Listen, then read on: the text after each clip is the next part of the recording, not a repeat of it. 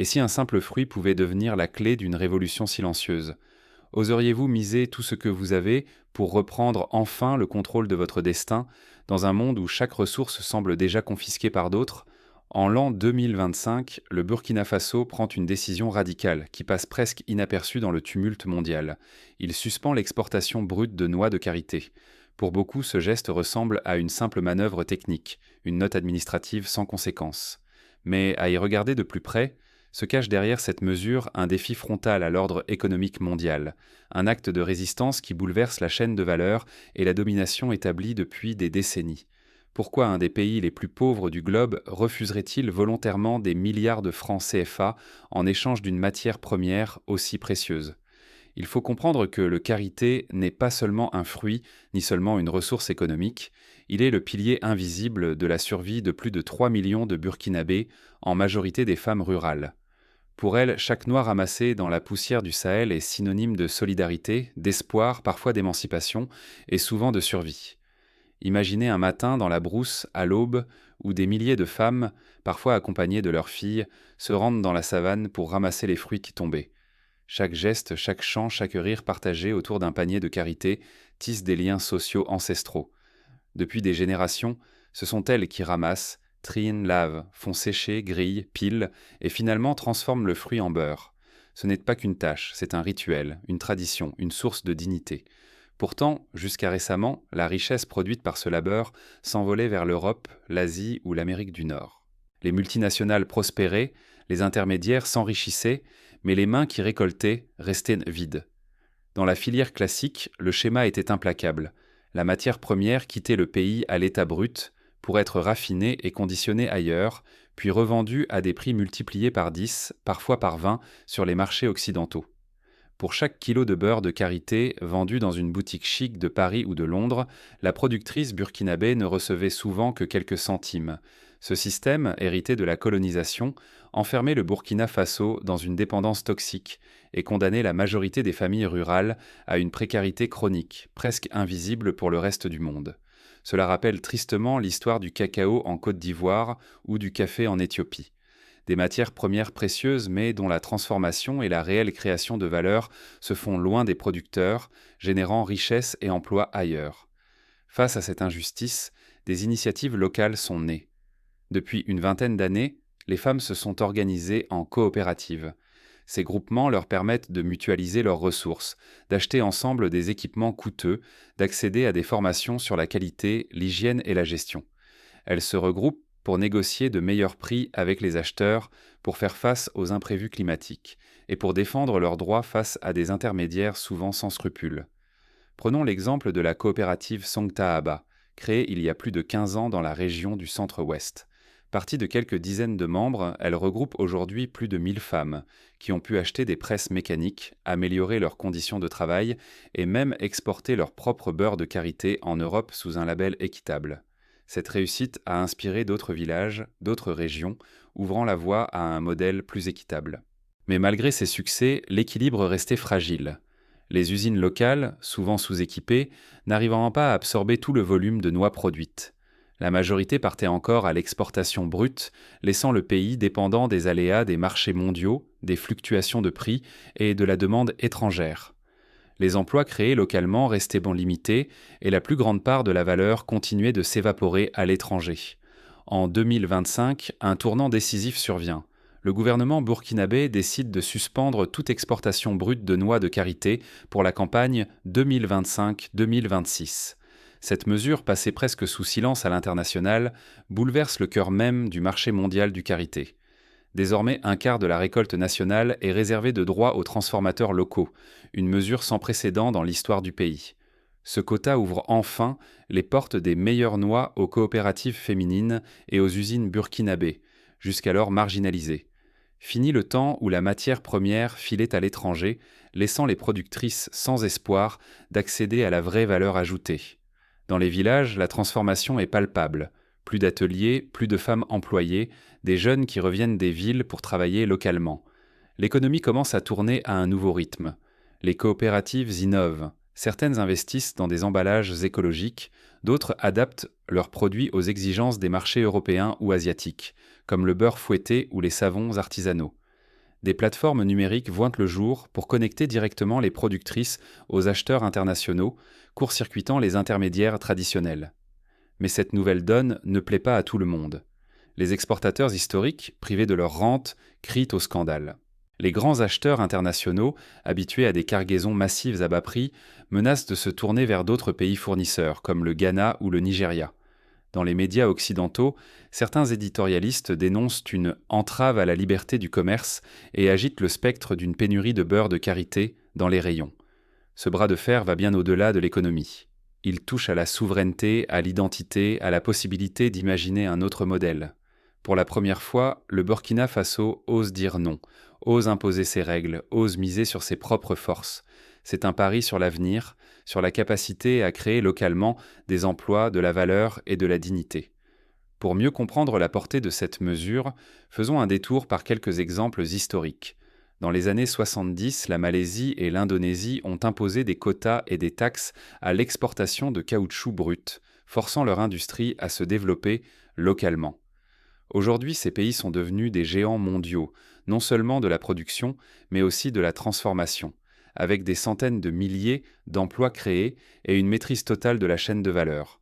Le Burkina Faso espère suivre cet exemple, adapter cette stratégie à sa propre ressource.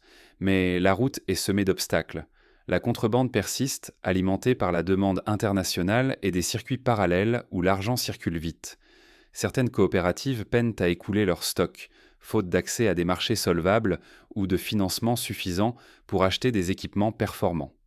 L'État, de son côté, investit dans la formation technique, la création de labels nationaux et la lutte contre la fraude. Mais les défis restent immenses. Pourtant, une dynamique nouvelle est enclenchée.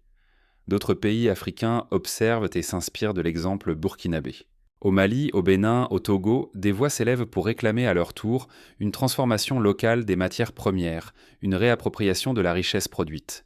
Si ce modèle réussit, il pourrait ouvrir la voie à une révolution économique sur tout le continent. Le pari est risqué. Un échec fragiliserait la confiance, l'autonomie et le rêve d'émancipation, non seulement pour le Burkina Faso, mais pour toute une génération de nations émergentes. Mais si la réussite est au rendez-vous, les gains pourraient être immenses. Création de dizaines de milliers d'emplois, augmentation des revenus des femmes, développement d'un tissu industriel local et surtout une nouvelle fierté nationale. Concrètement, comment cela se traduit-il dans la vie quotidienne ? Prenons le cas de Mariam, productrice de karité dans la région de Bobo-Dioulasso. Avant la réforme, elle vendait ses noix à un commerçant local, qui les revendait à son tour à des négociants étrangers. Le prix était faible, les marges inexistantes, et Mariam devait souvent attendre des semaines avant d'être payée. Aujourd'hui, grâce à sa coopérative, elle transforme elle-même les noix, vend son beurre sur un marché local soutenu par l'État et bénéficie de formations en gestion et en marketing. Son revenu a doublé en 2 ans et elle a pu scolariser ses 2 filles. À Ouagadougou, de nouvelles usines ont vu le jour, créant des centaines d'emplois pour les jeunes. Des startups locales développent des applications pour tracer l'origine du karité, garantir la qualité et faciliter les transactions avec des clients en Europe ou en Amérique du Nord. Le secteur attire même des investisseurs burkinabés de la diaspora, qui voient dans ce nouveau modèle une opportunité de participer au développement du pays. Bien sûr, tout n'est pas parfait. Certains producteurs redoutent la baisse des revenus à court terme liée à la restructuration du marché. Les exportateurs traditionnels cherchent à contourner la loi, et la pression diplomatique monte. Mais l'État reste ferme, convaincu que la seule voie vers la prospérité passe par la transformation locale et la valorisation du travail des Burkinabés. Le Burkina Faso n'est pas le premier pays à tenter cette révolution. Dans les années 80, le Brésil a imposé des quotas à l'exportation de café brut pour encourager la transformation locale. Les débuts en furent difficiles, avec des pertes de marché et des tensions, mais à long terme, le pays est devenu un leader de l'industrie du café, maîtrisant toute la chaîne, du grain à la tasse. L'histoire du karité pourrait suivre la même trajectoire, avec une persévérance et une adaptation aux réalités locales. À l'international, la décision burkinabé est scrutée avec attention. Certaines ONG saluent le courage du pays, d'autres s'inquiètent des effets sur les communautés les plus fragiles. Les consommateurs européens commencent à s'interroger sur l'origine de leur beurre de karité, sur les conditions de production et sur l'impact de leurs choix. Des campagnes de sensibilisation voient le jour, incitant à privilégier les produits issus du commerce équitable et de la transformation locale. Dans les villages, la fierté grandit. Les femmes, autrefois invisibles, deviennent des entrepreneuses respectées. Elles participent aux décisions, investissent dans l'éducation de leurs enfants et rêvent d'exporter leurs produits sous leur propre marque. La transformation du karité devient un symbole de renaissance, de confiance retrouvée, de souveraineté. Mais le chemin reste long. Pour réussir, le Burkina Faso devra poursuivre ses investissements dans l'éducation, l'accès au crédit et la modernisation des outils de production. Il faudra aussi renforcer les contrôles, lutter contre la corruption et construire des alliances avec d'autres pays producteurs. L'État devra accompagner les producteurs, soutenir l'innovation et défendre ses choix sur la scène internationale. Des scénarios alternatifs sont possibles. Si la filière locale parvient à monter en gamme, à répondre aux exigences de qualité et de certification des marchés occidentaux, elle pourrait conquérir de nouveaux segments porteurs: cosmétiques bio, alimentation haut de gamme, produits pharmaceutiques. Si au contraire les obstacles l'emportent, le pays risque de voir une partie de sa production tomber dans l'informel ou de perdre une part de marché au profit de concurrents plus flexibles. Pour s'assurer du succès, plusieurs étapes concrètes sont à suivre. Premièrement, renforcer la formation des productrices, en particulier sur les normes internationales d'hygiène et de qualité. Un karité mieux transformé est un karité qui se vend mieux.